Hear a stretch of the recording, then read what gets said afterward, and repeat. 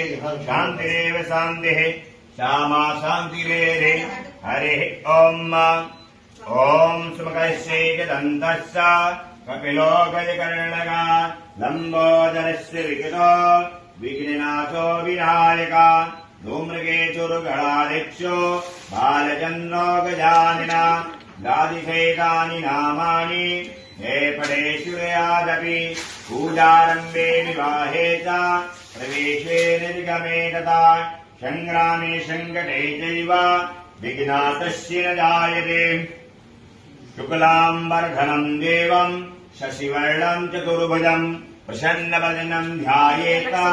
सर्वविघ्नोपशान्तये हरिः ॐ अभीष्टादसिद्ध्यर्थम् पूजितो यासुरासुरे सर्वविघ्नहरस्तस्मै गणाधिपतये नमः। सर्वमङ्गलमाङ्गल्ये शिवे सर्वार्थसाधिके